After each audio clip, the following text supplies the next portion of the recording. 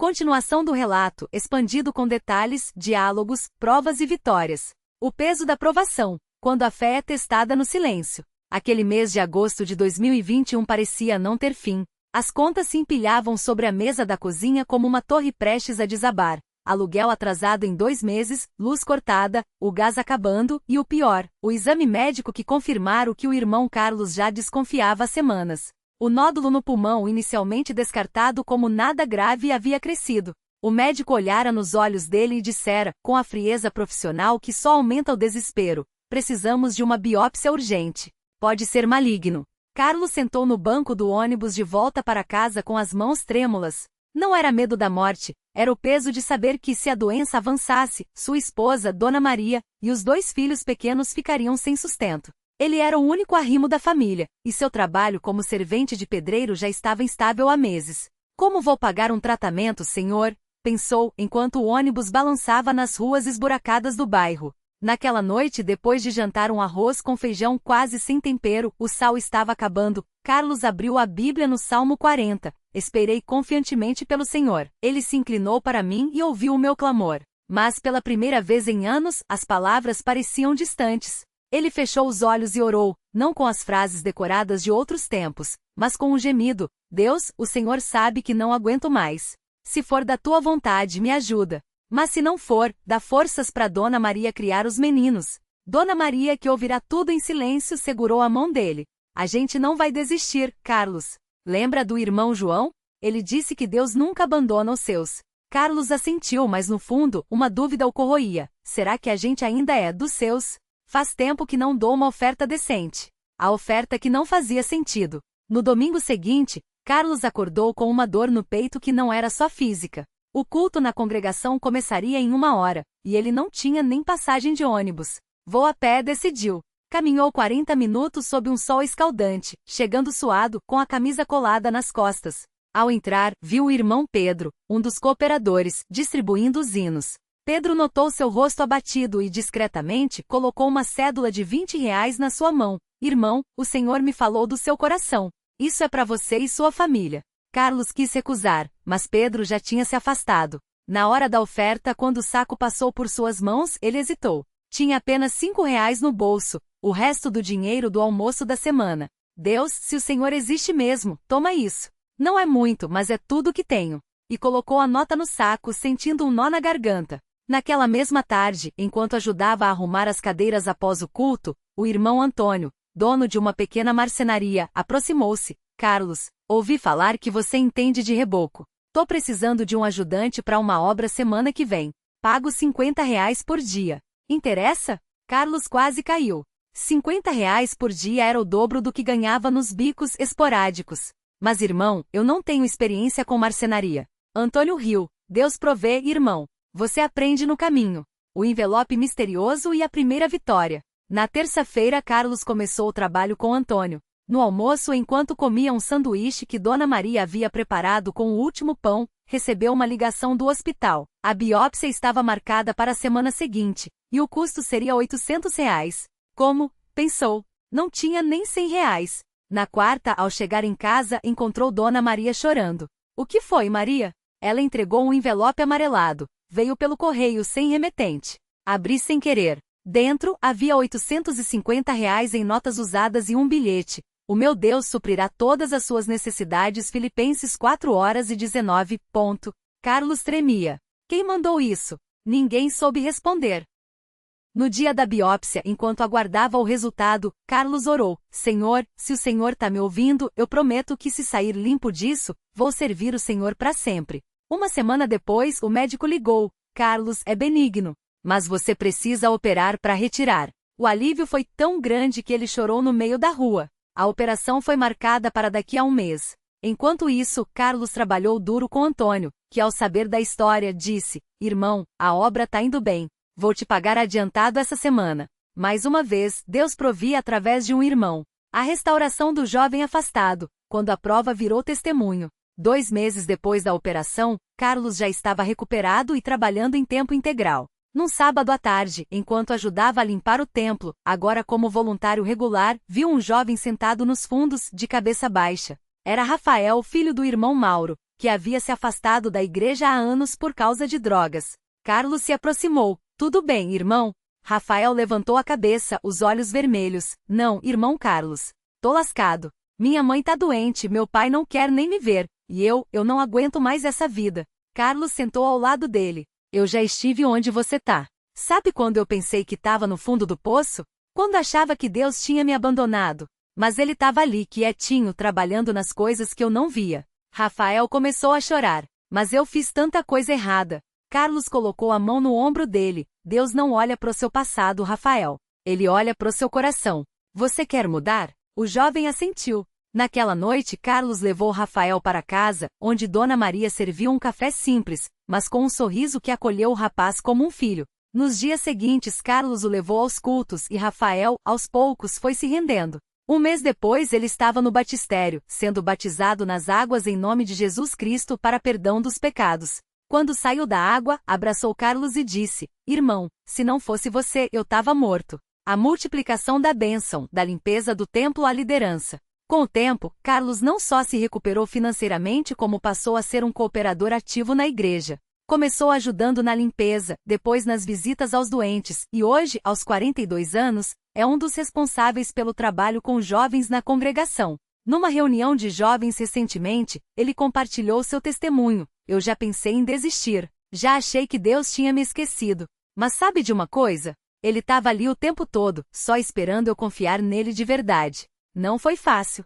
Teve noite que eu chorei. Teve dia que eu não tinha nem o que comer. Mas hoje eu tô aqui firme porque aprendi uma coisa. Deus não nos promete uma vida sem provas, mas promete estar conosco em cada uma delas.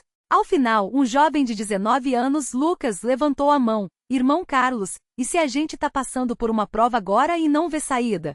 Carlos sorriu. Continue firme. Deus não desampara os seus. Às vezes, a resposta demora, mas ela vem. E quando vem, não é só para você, é para você ser bênção na vida de outro. A lição que ficou: fé não é ausência de provas, mas confiança no meio delas. Hoje, quando Carlos olha para trás, ele vê mãos invisíveis que o sustentaram. O envelope sem remetente que pagou a biópsia. O Antônio, que lhe deu trabalho quando ninguém mais queria. O Rafael, que hoje é um jovem batizado e ajuda outros a saírem das drogas. A Dona Maria, que nunca deixou de acreditar, mesmo nos dias mais escuros. Eu poderia ter desistido, ele diz. Poderia ter culpado Deus, poderia ter virado as costas. Mas se eu tivesse feito isso, não estaria aqui hoje, não teria visto o milagre na vida do Rafael, não teria conhecido a alegria de servir. A prova não veio para me destruir, veio para me aproximar mais de Deus. E é assim que ele encerra seu testemunho, sempre com a mesma frase, olhando nos olhos de quem ouve. Se você está lendo isso e pensa, será que ainda tem jeito para mim? Eu te digo, tem. Deus não olha para o seu passado, Ele olha para o seu coração. Fique firme. A obra que Ele começou em você, Ele vai terminar. Glória ao nome santo do Senhor. Amém. A provação que veio como um fogo selvagem, e como Deus a transformou em luz. Era uma terça-feira à noite, e o vento batia forte nas janelas da pequena casa de Carlos. Ele estava sentado à mesa da cozinha, com as contas espalhadas à sua frente, aluguel atrasado, boletos de água e luz com a data de vencimento marcada em vermelho, e o comprovante da última oferta que havia dado na igreja, um valor que para muitos seria irrisório, mas que para ele representava sacrifício.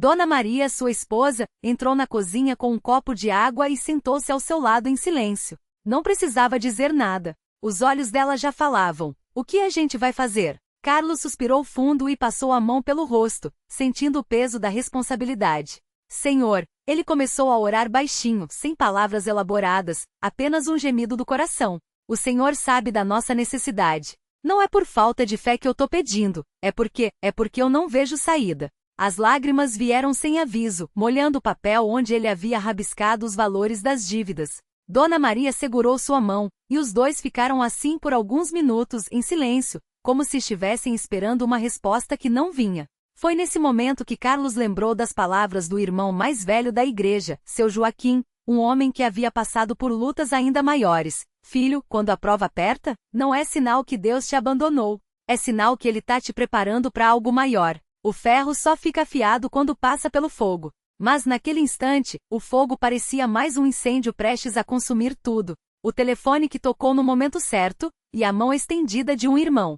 Na manhã seguinte, enquanto Carlos saía para mais um dia de busca por trabalho, dessa vez, tentando conseguir um bico como servente de pedreiro, seu celular tocou. Era um número desconhecido. Ele atendeu com a voz cansada. Alô? Irmão Carlos. Uma voz masculina firme do outro lado. Sim, sou eu. Aqui é o Antônio, irmão. A gente se conheceu na campanha do ano passado, lembra? Eu tava precisando de um ajudante na oficina. Não é grande coisa, mas se o senhor tiver interesse. Carlos quase deixou o telefone cair. Antônio era dono de uma pequena oficina mecânica e havia participado de algumas reuniões na igreja, mas eles nunca haviam conversado além de um cumprimento. Como ele tinha lembrado justamente agora? Irmão, eu tô precisando, sim, Carlos gaguejou, sentindo o coração acelerar. Quando o senhor precisa que eu comece? Hoje mesmo, se der passa aqui às 2, a gente conversa. Quando desligou, Carlos não conseguiu segurar as lágrimas. Não era um salário alto, não era um emprego dos sonhos,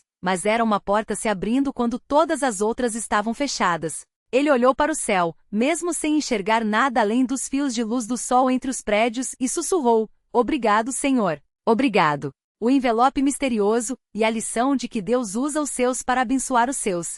3 dias depois, enquanto Carlos e Dona Maria jantavam um arroz com feijão, a refeição mais simples que podiam fazer esticar, alguém bateu à porta. Era um jovem da igreja, o Daniel, que morava algumas ruas acima. Ele parecia constrangido, seguindo um papel dobrado na mão. Boa noite, irmão Carlos. Boa noite, irmã Maria. Ele hesitou. O irmão Moisés me pediu para entregar isso para vocês. Carlos recebeu o envelope confuso. Não era comum receber correspondências assim. Quando abriu, encontrou dentro um papel com uma mensagem escrita à mão. O meu Deus suprirá todas as vossas necessidades. Filipenses 4:19. Fique firme. E dentro do envelope, havia exatamente o valor do aluguel atrasado em notas de real. Dona Maria levou a mão à boca, os olhos cheios d'água. Carlos não conseguiu falar por alguns segundos. Não era uma fortuna, não era um milagre espetacular. Mas era Deus provendo no momento exato, através de um irmão que nem sabia da necessidade deles. Como é que o irmão Moisés soube? Carlos perguntou ao Daniel, ainda atordoado. Eu não sei, irmão. Daniel respondeu, sincero. Ele só me chamou e disse, leva isso pro irmão Carlos e fala que Deus não esqueceu dele. Naquela noite, antes de dormir, Carlos e Dona Maria se ajoelharam ao lado da cama e choraram.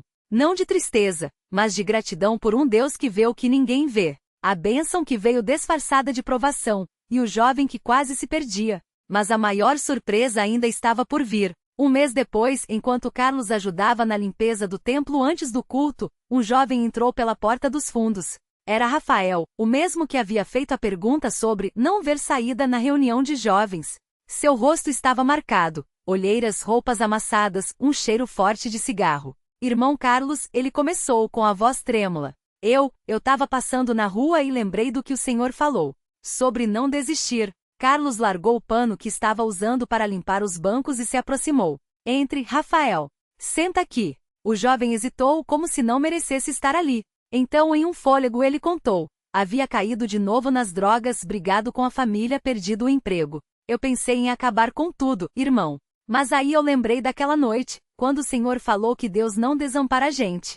Carlos não deu sermão. Não falou em pecado ou castigo. Ele apenas ouviu, e depois disse. Você tá no lugar certo, Rafael. Deus não tá te julgando. Ele tá te esperando de braços abertos. Naquela mesma semana, Rafael começou a frequentar os cultos novamente. Não foi fácil. As crises de abstinência, a vergonha de enfrentar os irmãos, a luta para reconquistar a confiança da família. Mas Carlos e Dona Maria o acolheram como um filho. Levaram-no para jantar em casa, oraram com ele, e quando ele conseguiu 3 meses limpo, Carlos o levou para ser batizado nas águas, em nome de Jesus Cristo, para perdão dos pecados.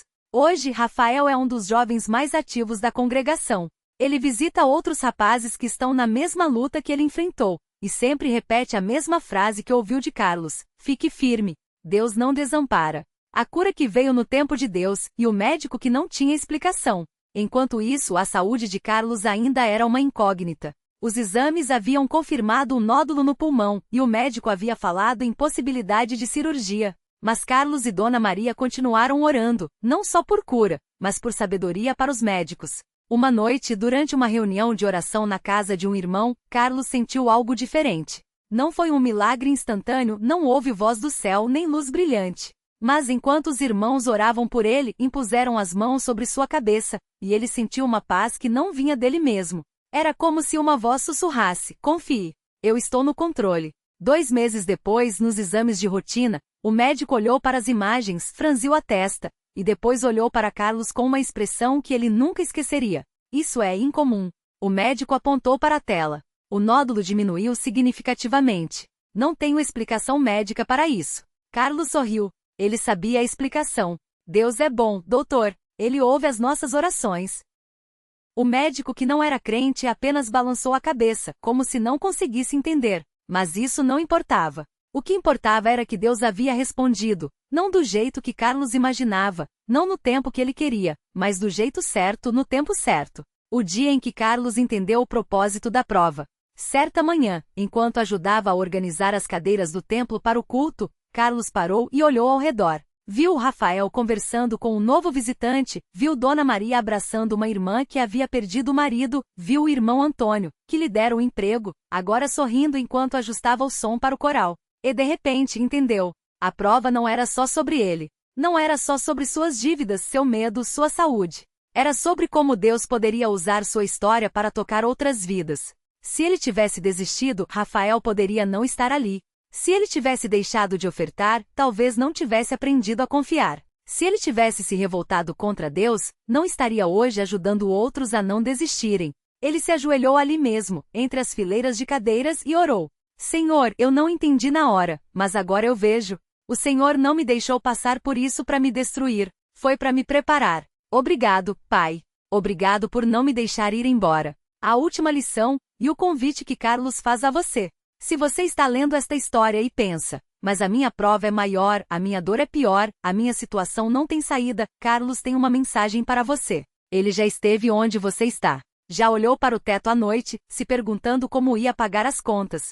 Já sentiu o coração apertar quando o médico deu um diagnóstico ruim. Já pensou em desistir, em sumir, em dizer que Deus não existe. Mas hoje, ele está do outro lado. Não porque seja um homem especial, não porque tenha uma fé sobre-humana, mas porque ele escolheu ficar firme quando tudo dizia para soltar. E é por isso que ele pode olhar nos seus olhos agora e dizer: Deus não muda. Se ele fez por mim, ele pode fazer por você. Não importa o tamanho da sua prova, não importa quantas vezes você já caiu. O que importa é, você vai ficar firme. Porque a obra que Deus começou em você, ele vai terminar. E quando ele terminar, você vai olhar para trás e ver que até as provas mais duras foram bênçãos disfarçadas. Fique firme. Glória ao nome santo do Senhor. Amém.